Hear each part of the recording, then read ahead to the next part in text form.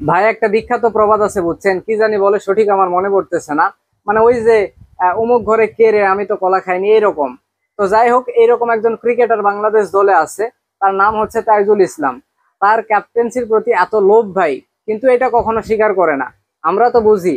কয়েকদিন আগে সংবাদ সম্মেলনে এসে বলতেছে যে আমার অনেক অভিজ্ঞতা আছে, আমি ক্যাপ্টেন্সি নেওয়ার জন্য প্রস্তুত, যেহেতু নাজমুল শান্ত ক্যাপ্টেন্সি ছেড়ে দিছে টেস্ট ক্রিকেট থেকে। হ্যাঁ, আমার ভিতর এমন কিছু নাই যেটার কমতি আছে, এইসব কথা সে বলতেছে। তার সেলফ কনফিডেন্স দেখছেন ভাই? তার কি লজ্জা শরম লাগে না এগুলা বলতে? মানে বিসিবির কেউ তাকে নিয়ে ভাবতেছেই না, তাকে ক্যাপ্টেন্সি দিবে এইটা নিয়ে কেউ ভাবতেছেই না, অথচ সে বারবার এইটা বলে। আগেও একবার বলছিল ভাই।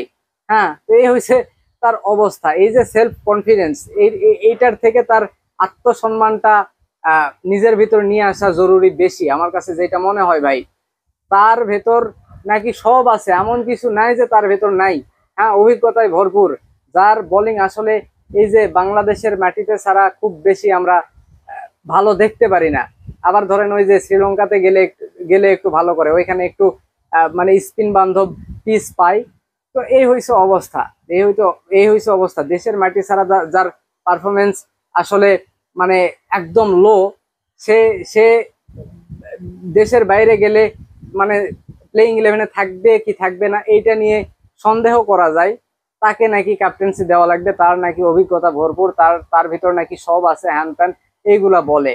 তো আমার মনে হয় যে ইংল্যান্ড, অস্ট্রেলিয়া, ইন্ডিয়া এইগুলা দল তাকে আসলে ডাকতেছে। হ্যাঁ, তাকে ডাকতেছে যে তাইজুল কোথায়, তুমি আসো, তুমি আমাদের দলের ক্যাপ্টেন্সি নাও বা আমাদের দলের হয়ে খেলো। তোমার মতো স্পিনার বিশ্বে বিরল, এরকম স্পিনার মানে বিশ্বে কখনো আসেনি, এইরকম একটা ভাবসাব।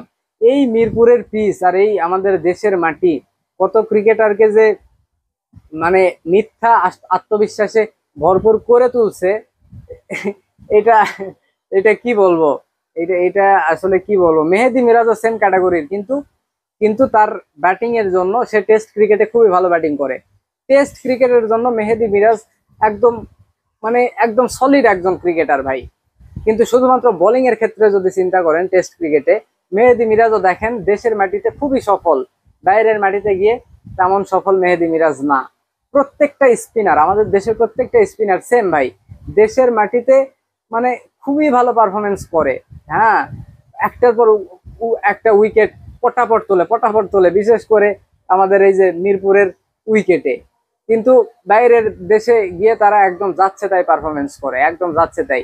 এই যে রিশাদ হোসেইনি, ভালো ঠিক আছে, তাকে একদম খারাপ বলতেছি না। দেশের মাটিতে মিরপুরে হ্যান ত্যান এইগুলাতে একটু ভালো করছিল, বাইরে গিয়ে ওই যে আমেরিকাতে টি-20 বিশ্বকাপে আমাদের মিরপুরের মতো একটা উইকেট পাইছিল, ভালো করছে। দেন দেখেন এই যে ইন্ডিয়ার মাটিতে যখন গিয়ে একটা ব্যাটিং উইকেটে খেললো, সঞ্জু স্যামসন কি মাইরটা না দিছে, একটা ওভারে 5টা ছক্কাও মারছে। তো এই হয়েছে অবস্থা। তো তাইজুল ইসলামের ভেতরে এই জিনিসটা আছে, মিথ্যা কনফিডেন্স। সে মনে করে সে বিশাল একজন স্পিনার, কিন্তু আপনি দেখেন একটু স্পিন বান্ধব উইকেট না পাইলে মানে তাইজুল ইসলাম একদম ফক্কা। হ্যাঁ, তো সব সময় সে ক্যাপ্টেন্সি চাই। তো বিসিবি তাকে নিয়ে একটু চিন্তা ভাবনা করে কিনা সেটা একটু দেখা যাক।